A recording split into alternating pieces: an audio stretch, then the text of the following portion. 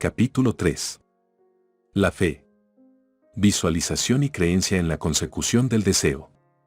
El segundo paso hacia la riqueza. La fe es el elemento químico primordial de la mente. Cuando la fe se mezcla con el pensamiento, el subconsciente capta la vibración, la traduce en su equivalente espiritual y la transmite a la inteligencia universal, como en el caso de la plegaria.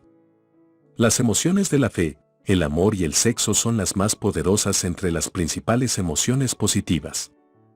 Cuando se mezclan las tres, tienen el efecto de colorear el pensamiento de tal manera que éste alcanza al momento el subconsciente y allí se transforma en su equivalente espiritual, la única forma que induce una respuesta de la inteligencia infinita.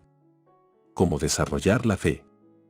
Tenemos un planteamiento que le ayudará a comprender mejor la importancia que el principio de autosugestión asume en la transmutación del deseo en su equivalente físico o monetario. La fe es un estado mental que se puede inducir o crear con la afirmación o con las repetidas instrucciones al subconsciente a través del principio de autosugestión. Como ejemplo, considere el propósito por el que presumiblemente usted está leyendo este libro. El objetivo es, por supuesto, adquirir la capacidad de transmutar el pensamiento intangible del impulso del deseo en su contrapartida física, el dinero. Al llevar a cabo las instrucciones descritas en los capítulos sobre la autosugestión y el subconsciente, resumidas en el capítulo de la autosugestión, usted puede convencer al subconsciente de que cree que recibirá lo que está pidiendo, y ello actuará en esa creencia, que su subconsciente le devolverá en forma de fe, acompañada de planes precisos para procurar eso que usted desea. La fe es un estado mental que usted puede incrementar a voluntad una vez que haya dominado los 13 principios, porque se trata de un estado mental que crece voluntariamente a través de la aplicación de esos principios. La repetición de la afirmación de órdenes a su subconsciente es el único método conocido del crecimiento voluntario de la emoción de la fe. Quizás el concepto le quede más claro con la siguiente explicación de la forma en que los hombres, a veces, se convierten en criminales. Para decirlo con las palabras de un famoso criminólogo, cuando los hombres entran por primera vez en contacto con el crimen, éste les repugna. Si siguen en contacto con él durante algún tiempo, se acostumbran y lo toleran. Y si permanecen en contacto con el crimen durante el tiempo suficiente, acaban por aceptarlo y se dejan influir por él. Es el equivalente de decir que cualquier impulso de pensamiento que sea repetidamente encauzado hacia el subconsciente resulta aceptado e influye en el subconsciente, que procede a traducir ese impulso en su equivalente físico por el procedimiento más práctico que haya disponible. En relación con esto, vuelva a considerar la proposición de que todos los pensamientos que han sido emocionalizados, cargados emocionalmente y mezclados con la fe empiezan inmediatamente a traducirse en su equivalente física o en su contrapartida. Las emociones, o la porción sentimental de los pensamientos, son los factores que dan vitalidad y acción a estos.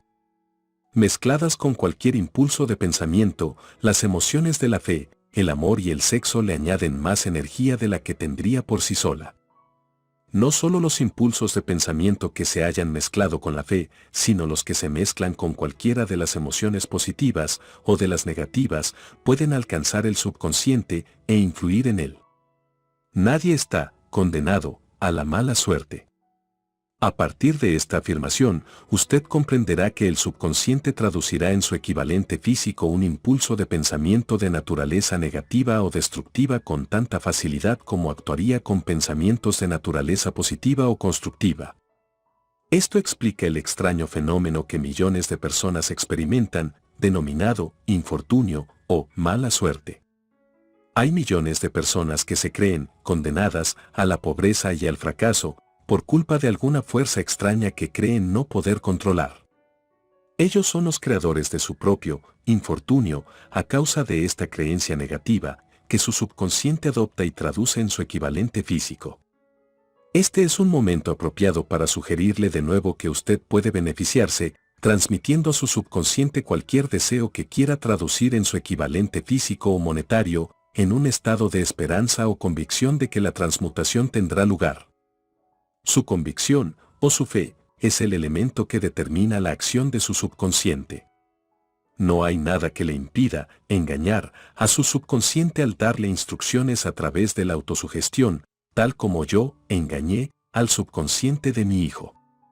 Para llevar a cabo este engaño de manera más realista, cuando se dirija a su subconsciente, compórtese tal como lo haría si ya estuviera en posesión del objeto material que está pidiendo. Su subconsciente traducirá en su equivalente físico, por el medio más práctico y directo, cualquier orden que se le dé en un estado de convicción o de fe en que la orden se llevará a cabo. Sin duda, se ha dicho bastante para señalar un punto de partida desde el cual uno puede, mediante la experimentación y la práctica, adquirir la capacidad de mezclar la fe con cualquier orden que se le dé al subconsciente. La perfección surgirá a través de la práctica. No puede aparecer por el mero hecho de leer las instrucciones.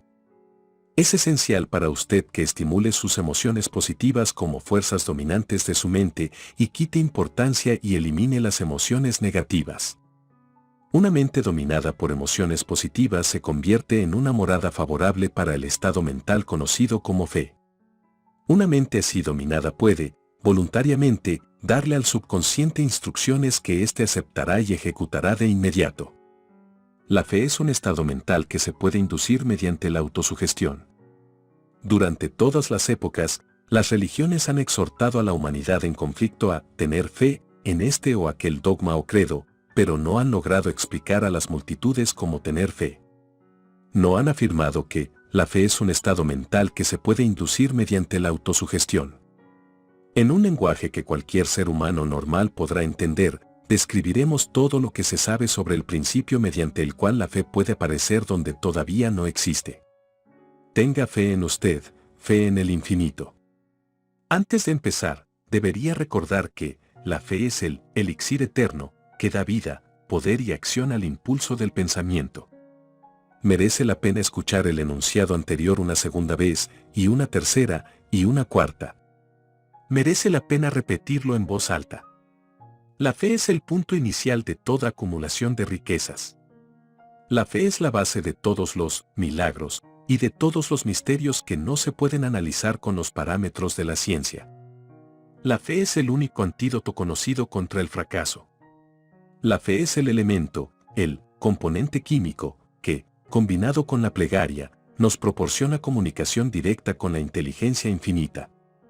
La fe es el elemento que transforma la vibración ordinaria del pensamiento, creada por la mente finita del hombre, en su equivalente espiritual. La fe es el único agente a través del cual el hombre puede dominar la fuerza de la inteligencia infinita y usarla. La magia de la autosugestión. La prueba es simple y fácil de demostrar. Va ligada al principio de autosugestión. Por lo tanto, centremos la atención en el tema de la autosugestión, para descubrir qué es y lo que se puede alcanzar con ella. Se sabe que uno llega, finalmente, a creer cualquier cosa que se repita a sí mismo, sea la afirmación verdadera o falsa. Si un hombre repite una mentira una y otra vez, con el tiempo aceptará esa mentira como algo cierto. Más aún, creerá que es cierta. Todo hombre es lo que es a causa de los pensamientos dominantes que él permite que ocupen su mente. Los pensamientos que un hombre adopta deliberadamente y que anima con entusiasmo, y con los que combina una emoción o más, constituyen las fuerzas motivadoras que dirigen y controlan cada uno de sus movimientos, actos y hazañas. Aquí tenemos el enunciado de una verdad muy importante. Los pensamientos combinados con cualquiera de las emociones constituyen una fuerza magnética que atrae otros pensamientos similares o relacionados. Un pensamiento así, magnetizado, con la emoción se puede comparar con una semilla que, cuando es plantada en terreno fértil, germina, crece y se multiplica una y otra vez, hasta que aquello que en un principio fue una semillita se convierte en innumerables millones de semillas de la misma clase.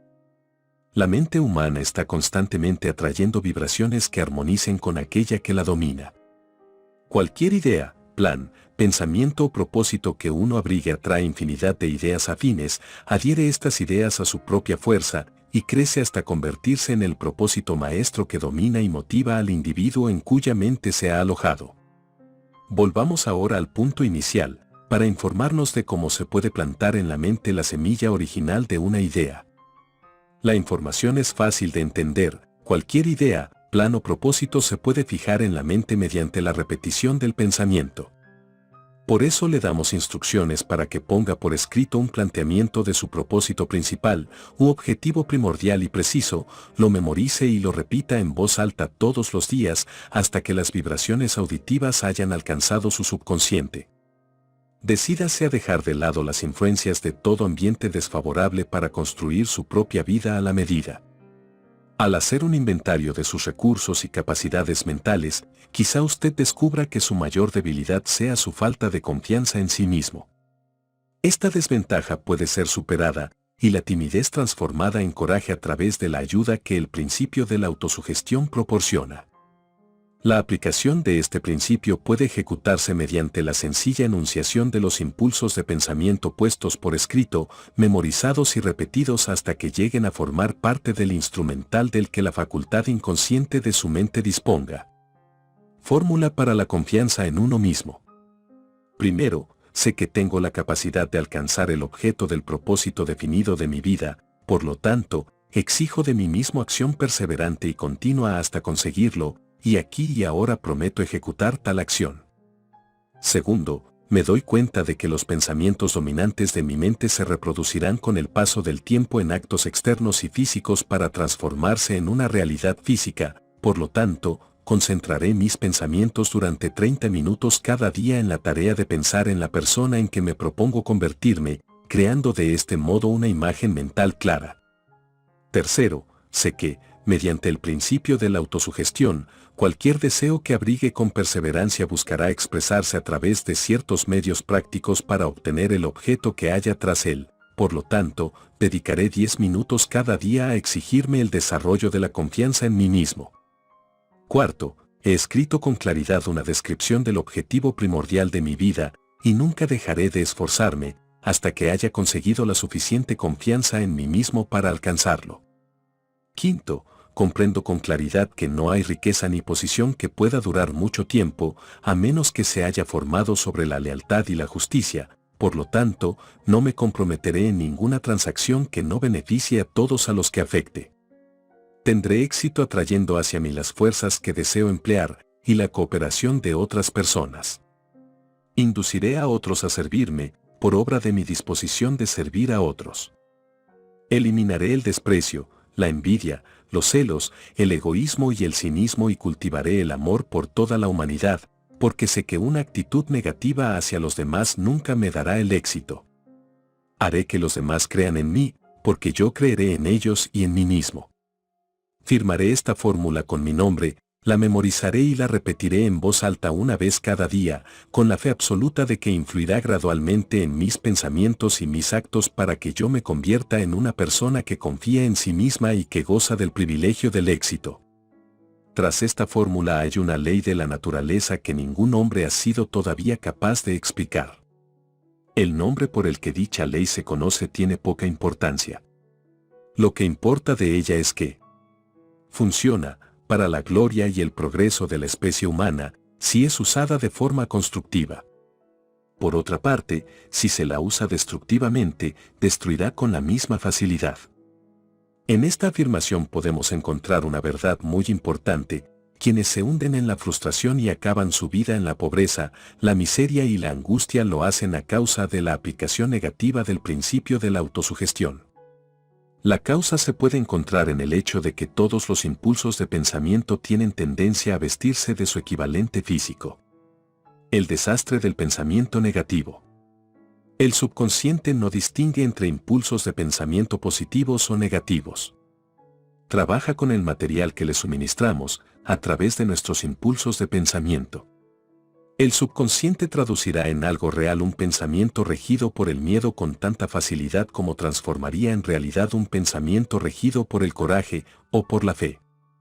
Tal como la electricidad hace girar las ruedas de la industria y rinde servicios útiles si se la emplea correctamente, o acaba con la vida si se hace mal uso de ella, así, la ley de la autosugestión nos conducirá a la paz y la prosperidad o nos arrastrará hacia el valle de la miseria, el fracaso y la muerte, de acuerdo con el grado de comprensión y aplicación que tengamos de ella. Si uno se llena la cabeza de miedos, dudas y desconfianza en su capacidad para conectar y usar la fuerza de la inteligencia infinita, la ley de la autosugestión adoptará ese espíritu de desconfianza y lo usará como patrón mediante el cual el subconsciente lo traducirá en su equivalente físico. Así como el viento arrastra un barco hacia el este y otra hacia el oeste, usted será elevado o hundido por la ley de la autosugestión de acuerdo con la manera en que usted oriente las velas de su pensamiento. La ley de la autosugestión, que puede elevar a cualquier persona a niveles asombrosos de realización, queda bien descrita en los siguientes versos. Si piensas que estás vencido, lo estarás. Si piensas que no te atreves, no te atreverás. Si te gusta ganar, pero piensas que no puedes, es casi seguro, no ganarás. Si piensas que perderás, estás perdido. Pues en el mundo encontramos que el éxito empieza en la voluntad del hombre. Todo está en el estado mental. Si piensas que eres inferior, lo eres. Tienes que pensar alto para ascender. Tienes que estar seguro de ti mismo antes de poder ganar. Las batallas de la vida no siempre favorecen al hombre más fuerte o al más rápido. Pero tarde o temprano el hombre que gana es el hombre que piensa que sí puede. Observe las palabras que se han destacado y captará el profundo significado que el poeta expresa. ¿Qué genio yace dormido en su cerebro? En algún rincón de su carácter está latente, dormida, la semilla de la realización que, si germinara y se pusiera en acción, lo elevaría a niveles que tal vez usted nunca soñó alcanzar. Así como un virtuoso puede arrancar las melodías más hermosas de las cuerdas de su violín, usted puede despertar al genio que yace dormido en su mente y hacer que lo conduzca hacia arriba, hacia cualquier objetivo que desee alcanzar. Abraham Lincoln fue un fracasado en todo lo que intentó, hasta después de haber alcanzado los 40 años. Fue un don nadie, de ninguna parte, hasta que una gran experiencia entró en su vida y despertó al genio dormido que había en su corazón y en su cerebro, para darle al mundo uno de sus hombres realmente grandes. Esa experiencia estaba combinada con las emociones de la aflicción y el amor. Le aconteció a través de Anne Radcliffe, la única mujer a quien el amor realmente. Es sabido que la emoción del amor está ligada al estado de ánimo conocido como la fe, y esto se debe a que el amor se aproxima mucho a traducir los impulsos de pensamiento propios en su equivalente espiritual. Durante su labor de investigación, el autor ha descubierto, a partir del análisis de la vida y realizaciones de centenares de hombres de posiciones destacadas, que detrás de casi cada uno de ellos existía la influencia del amor de una mujer. Si quiere pruebas del poder de la fe, examine las realizaciones de los hombres y mujeres que se han valido de ella. El Nazareno encabeza la lista. La base de la cristiandad es la fe. No importa cuántas personas hayan pervertido o malinterpretado el significado de esta gran fuerza. La esencia de las enseñanzas y de las realizaciones de Cristo, que pueden haberse interpretado como milagros, son nada más y nada menos que fe. Si hay fenómenos milagrosos, se producen solo a través del estado mental conocido como la fe. Consideremos el poder de la fe, tal como nos la mostró un hombre bien conocido por toda la humanidad, el Mahatma Gandhi, de la India. En este hombre, el mundo tuvo uno de los ejemplos más sorprendentes de las posibilidades de la fe que conozca la humanidad. Gandhi ostentó más poder potencial que ningún otro de sus contemporáneos, y ello a pesar del hecho de que no contó con ninguna de las herramientas ortodoxas del poder, tales como dinero, barcos de guerra, soldados ni material bélico. Gandhi no tenía dinero, ni casa, ni siquiera ropas, pero tenía poder. ¿Cómo lo obtuvo? Lo creó a partir de su comprensión del principio de la fe, y mediante su capacidad para trasplantar esa fe al espíritu de 200 millones de personas. Gandhi consiguió la sorprendente proeza de influir en 200 millones de mentes para formar un conglomerado humano que se moviese al unísono, como un solo hombre. ¿Qué otra fuerza de este mundo, aparte de la fe, puede lograr tanto? Como una idea construyó una fortuna. Debido a la necesidad de la fe y de la cooperación en el funcionamiento de los negocios y de la industria, será tan interesante como provechoso analizar un suceso que nos proporciona un excelente ejemplo para la comprensión del método por el cual los industriales y los hombres de negocios acumulan grandes fortunas al dar antes de intentar recibir. El suceso elegido para este ejemplo data de comienzos de siglo, cuando se estaba formando la United States Steel Corporation, Corporación del Acero de Estados Unidos.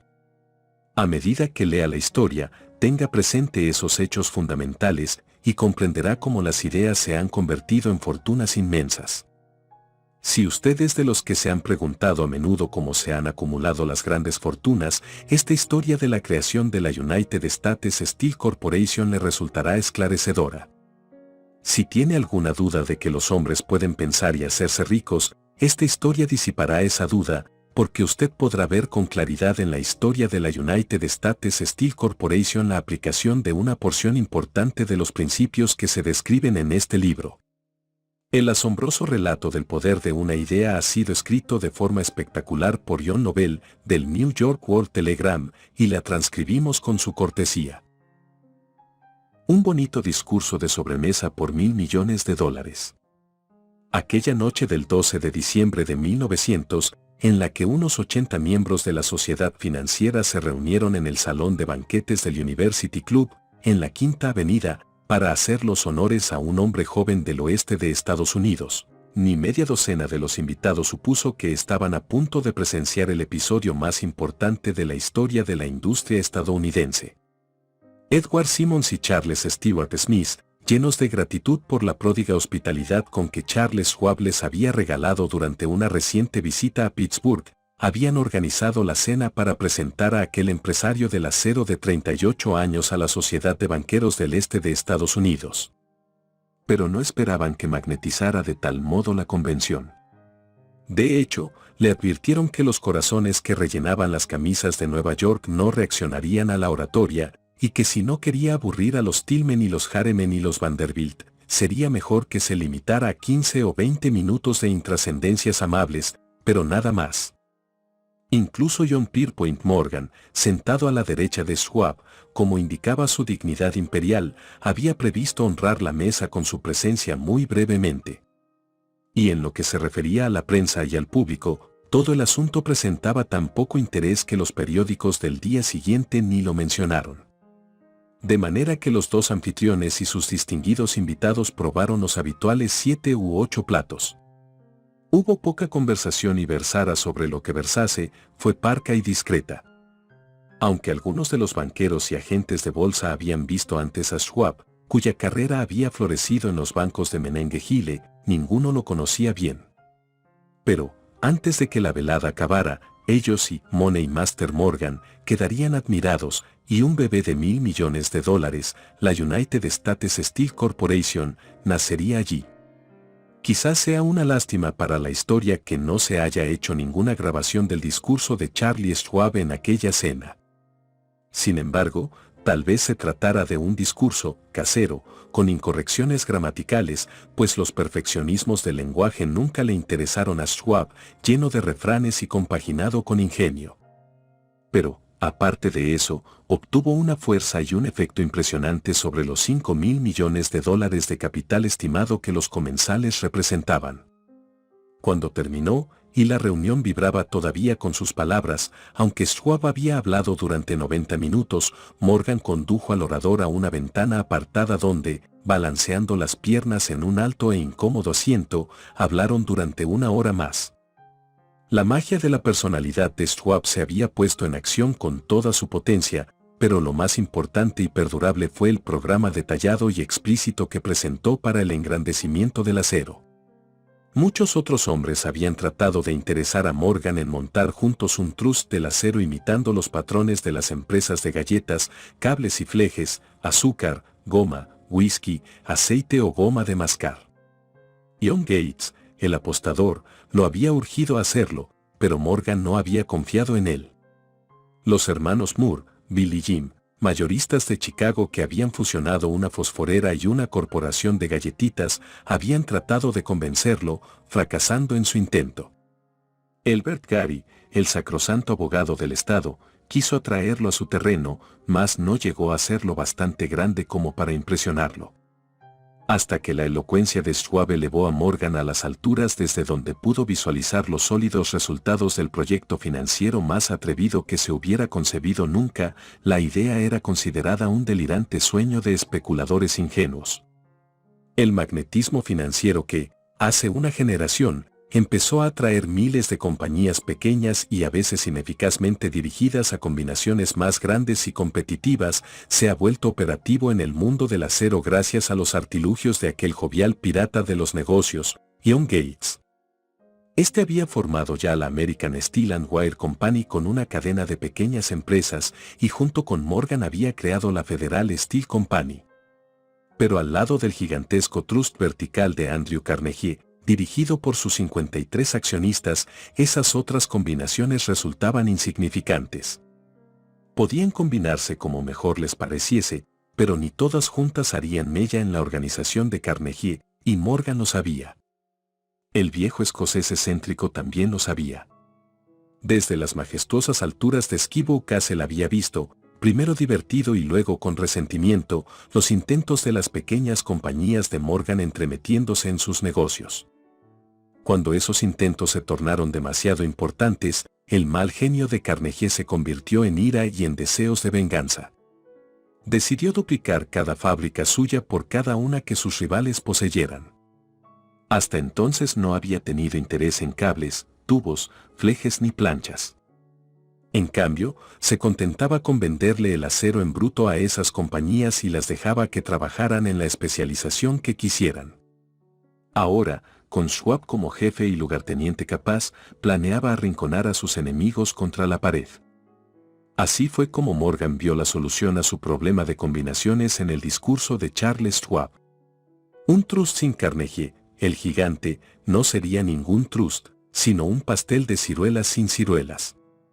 El discurso de Schwab de aquella noche del 12 de diciembre de 1900 aportó la sugerencia, que no la solicitud, de que el vasto imperio Carnegie podía llegar a estar bajo la sombra de Morgan. Habló del futuro mundial del acero, de reorganización en aras de la eficiencia, de especialización, de deshacerse de compañías improductivas, de la concentración del esfuerzo en las propiedades florecientes, de ahorros en el tráfico de mineral bruto, de ahorros en los departamentos directivos y administrativos, de captar mercados extranjeros. Más que todo eso, les dijo a los bucaneros que había entre ellos donde estaban los errores de su piratería habitual. Sus propósitos, suponía él, habían sido crear monopolios, aumentar los precios y pagarse a sí mismos dividendos exagerados más allá de todo privilegio. Con su estilo campechano, Schwab condenó ese sistema. La estrechez de miras de semejante política, dijo a su auditorio, residía en el hecho de que restringía el mercado en un momento en que todo pugnaba por la expansión. Abaratando el coste del acero, explicó, se crearía un mercado expansivo, se idearían más usos para el acero y se captaría una parte considerable del mundo de la industria. En realidad, aunque él no lo supiese, Schwab era un apóstol de la moderna producción masiva. Así acabó la cena en el University Club. Morgan se fue a su casa, para pensar en las predicciones de progreso de Schwab. Schwab regresó a Pittsburgh, a dirigir el negocio siderúrgico para Williandra Carnegie, mientras Gary y todos los demás volvían a sus teletipos, para especular, anticipándose al próximo movimiento. No tardó mucho en suceder. A Morgan le llevó más o menos una semana digerir el festín de razonamientos que Schwab le había puesto delante.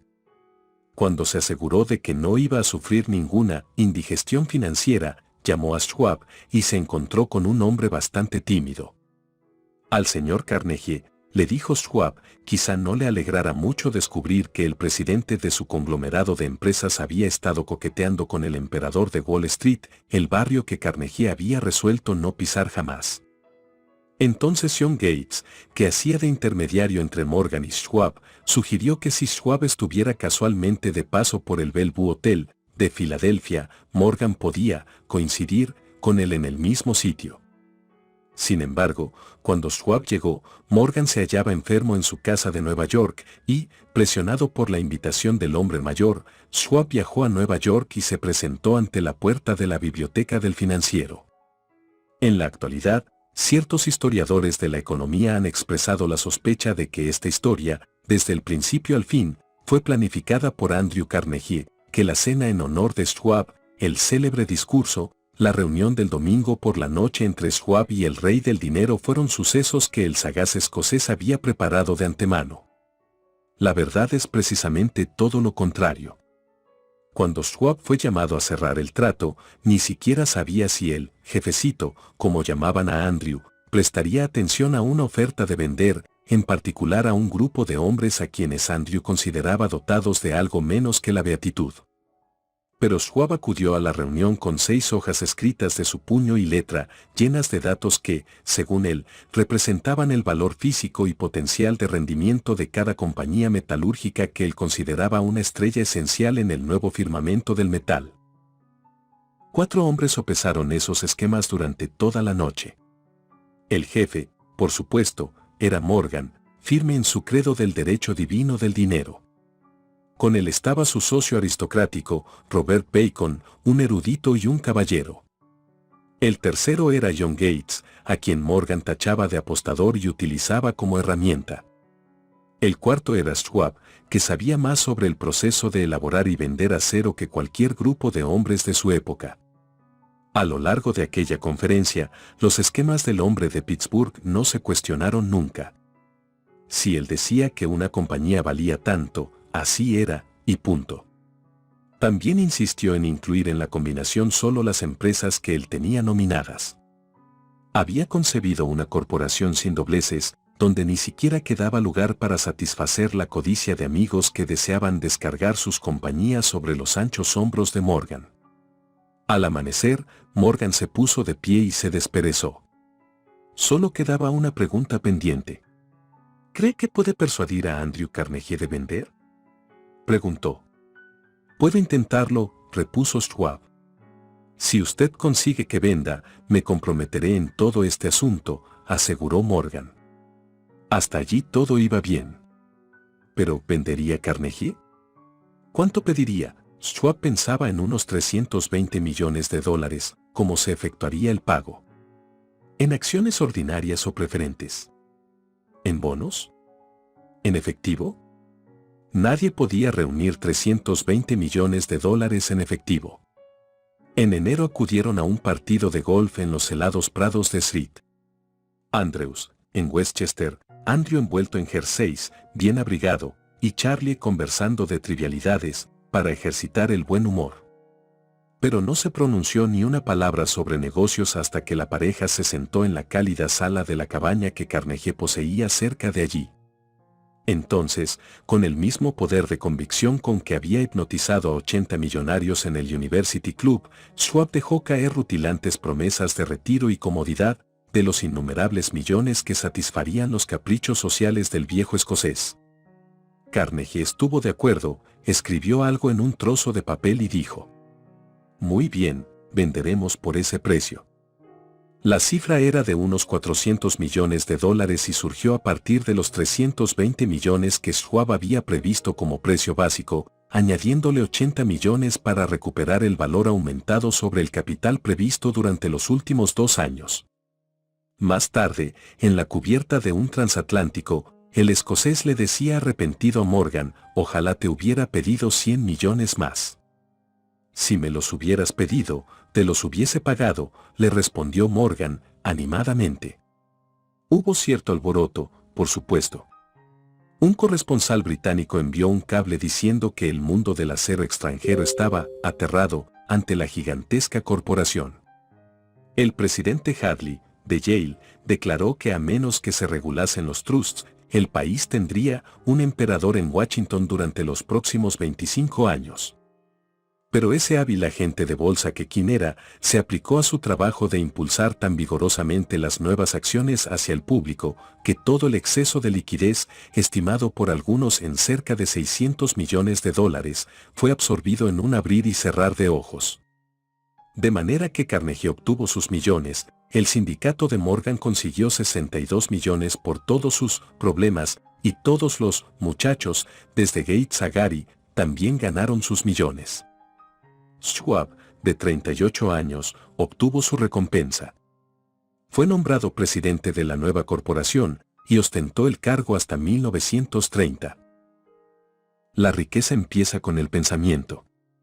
La impresionante historia del gran negocio que usted acaba de leer es un ejemplo perfecto del método por el cual el deseo puede transmutarse en su equivalente físico. Esa gigantesca organización se creó en la imaginación de un hombre. El plan por el que le proporcionaban a la organización hornos de acero que aportaban su estabilidad financiera se creó en la mente de la misma persona. Su fe, su deseo, su imaginación, su perseverancia fueron los verdaderos ingredientes esenciales que conformaron la United States Steel Corporation. Los hornos y los equipos mecánicos adquiridos por la empresa, después de haber surgido a la existencia legal, fueron incidentales, pero un análisis cuidadoso revelará el hecho de que el valor aumentado de las propiedades adquiridas por la corporación se incrementó en unos $600 millones por la mera transacción que los consolidaba bajo una misma gerencia. En otras palabras, la idea de Charles Schwab, sumada a la fe con la que contagió a Morgan y a los demás, había dado unos beneficios de unos $600 millones. No es una suma insignificante por una sola idea. La United States Steel Corporation prosperó hasta convertirse en una de las empresas más ricas y poderosas de Estados Unidos, dando empleo a miles de personas, desarrollando nuevas aplicaciones para el acero y abriendo nuevos mercados, demostrando de ese modo que los $600 millones de beneficio que la idea de Schwab produjo estaban bien merecidos. La riqueza empieza en la forma de un pensamiento. La cantidad está limitada solo por la persona en cuya mente esa idea se pone en movimiento. La fe elimina las limitaciones. Recuerde esto cuando esté listo para negociarle a la vida lo que usted desee como precio por haber pasado por ella. Si te gusta nuestro contenido y te gustaría ser parte de esta familia, no olvides suscribirte y activar la campanita.